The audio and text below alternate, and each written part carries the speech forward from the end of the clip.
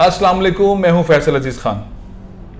PTI Sindh में कौन सा नया मंसूबा लेकर आ रही है, किस तरह पाकिस्तान पीपल्स पार्टी को बांधेगी। बड़ी बैठक हुई है इस्लामाबाद में, नए असाइनमेंट्स हैं, क्या क्या है, कौन क्या करेगा, कौन कौन पीटीआई में शामिल हो रहा है, इस पर बात करेंगे। साथ ही बहुत इंपॉर्टेंट एक अजीब व गरीब मामला है। नाज़िमाबाद जो कराची का पुराना इलाका है, जो कि जब पाकिस्तान बना उसके बाद कैपिटल था कराची, उस वक्त नाज़िमाबाद का मतलब ये था कि सबसे अच्छे पढ़े लिखे समझदार लोग नाज़िमाबाद में रहते हैं। 50s 60s की जिन घरों की लीज थी वो घर तोड़े जा रहे हैं। क्या चीज़ सिर्फ पाकिस्तान को ये पता है कि उन्होंने अहकामात ये दिए थे, लेकिन हो ये रहा है।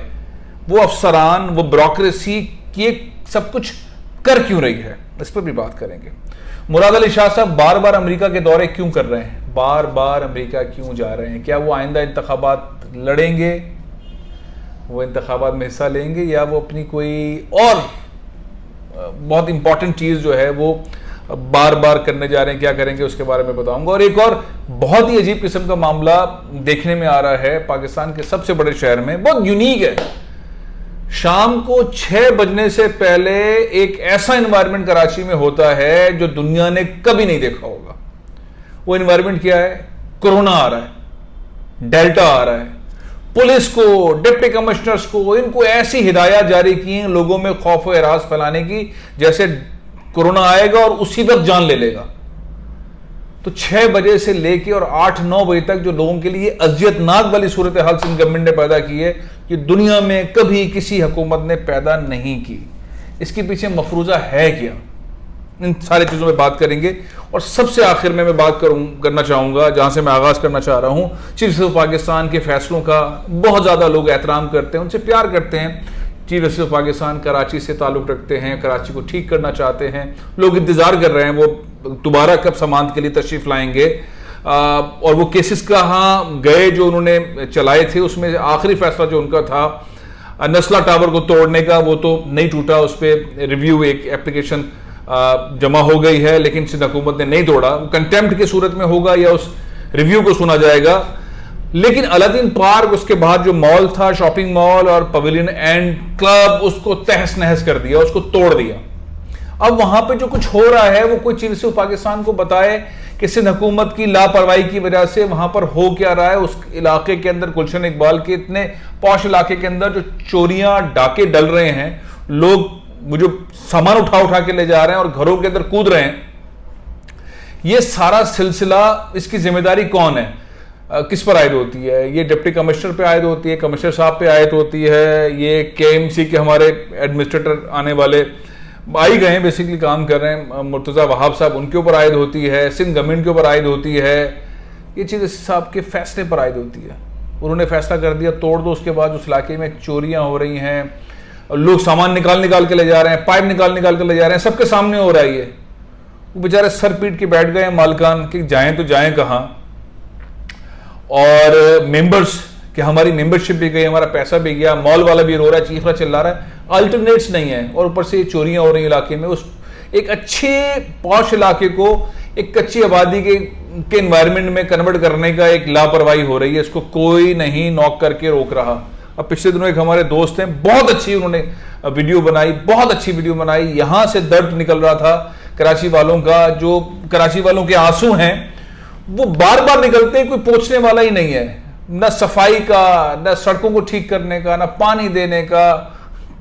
बहुत ही बुरा हाल है। मैं इस पर बार बार क्या बात करूं, तकलीफ होती है, लेकिन जान पूछ कर कराची वालों को तंग किया जाता है, जान पूछ कर अजियत दी जाती है, जान पूछ कर बसें नहीं चलाई जाती, जान पूछ कर ट्रेनें नहीं चलाई जाती, जान पूछ कर ट्रांसपोर्ट का सिस्टम नहीं किया जाता, कच्ची आबादी बनवाई जाती है, जान पूछ कर होता है सब कुछ, जान पूछ कर पानी नहीं दिया जाता।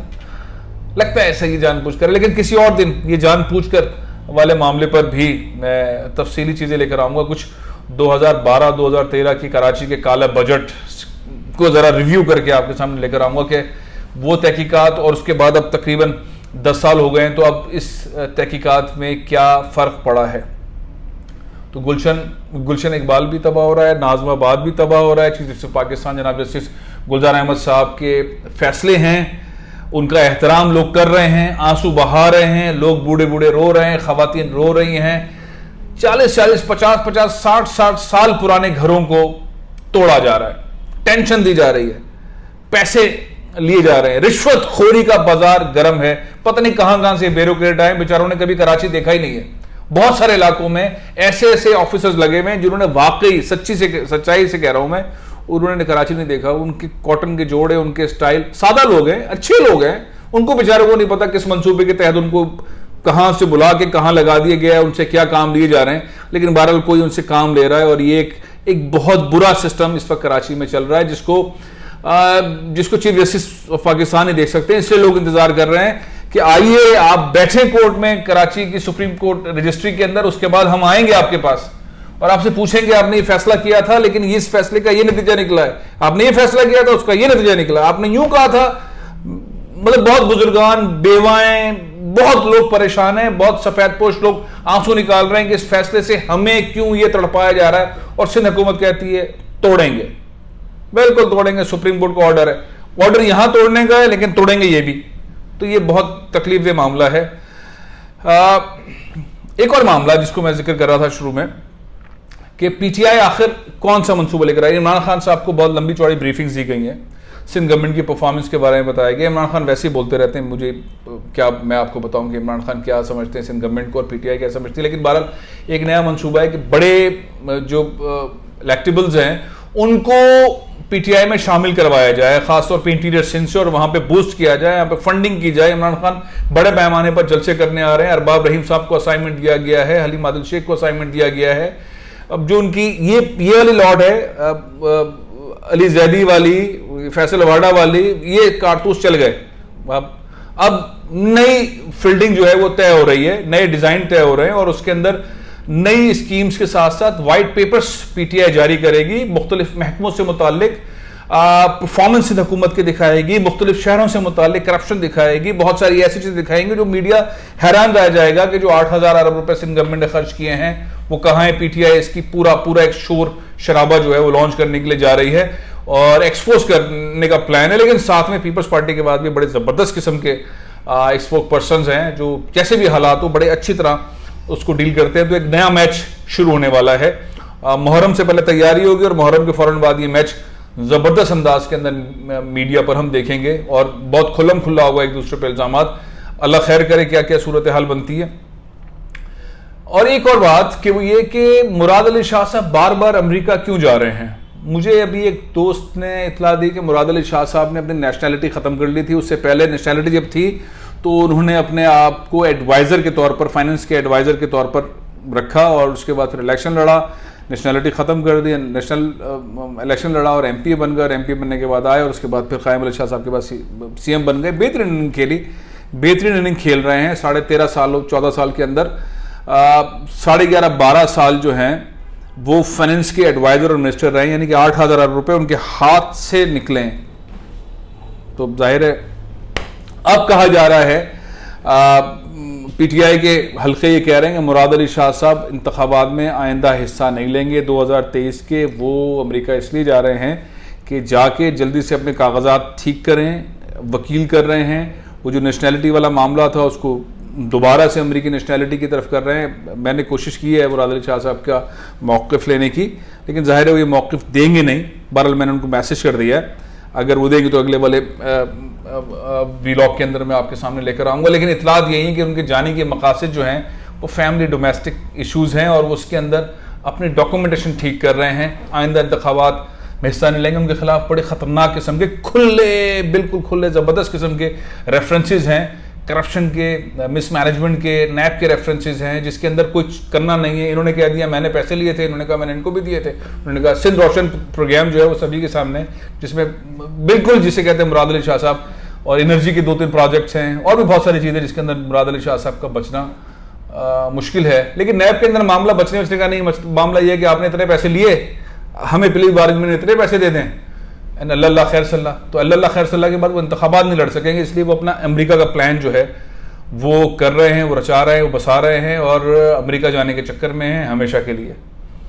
तो बहरहाल मुराद अली शाह साहब अगर अमेरिका चले जाएंगे तो फिर इमरान खान साहब क्या करेंगे, फिर नैब क्या करेगी, अभी वो हुकूमत में हैं, अभी क्या हो सकता है।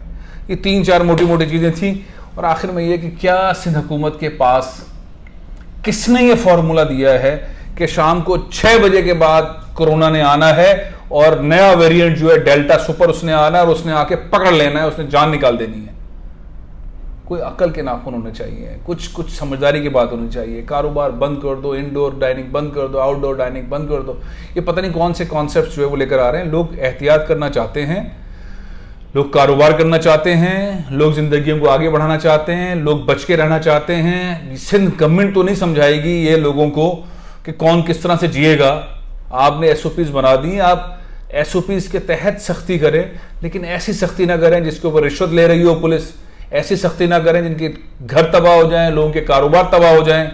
नहीं तो फिर कुछ और मंसूबा नजर आता है कि ये आखिर ऐसी एबनॉर्मल सख्ती की जरूरत क्या है, क्योंकि ये एबनॉर्मल सख्ती पाकिस्तान की इकॉनमी को डैमेज कर रही है, पाकिस्तान के सनतकारों को डैमेज कर रही है, पाकिस्तान के जो लोअर मिडिल क्लास लोग हैं उनको डैमेज कर रही है, कराची के शहरियों की ज़हनी सुकून को डैमेज कर रही है। इतना कोरोना डैमेज नहीं कर रहा जितना ये पॉलिसीज डैमेज कर रही हैं। इन पॉलिसीज को रिव्यू होने की जरूरत है। कोई तो हो जो इनको रोके, कोई तो समझाया मुराद अली शाह साहब, ये इंसानी पाबंदियां, इस तरह की पाबंदियां दुनिया में कहीं नहीं लगी हैं जिस तरह की आप लगा रहे हैं। या तो आप लगाएं 6-8 दिन बिल्कुल बंद कर दें, लोगों बोलो भाई घर पे रहें।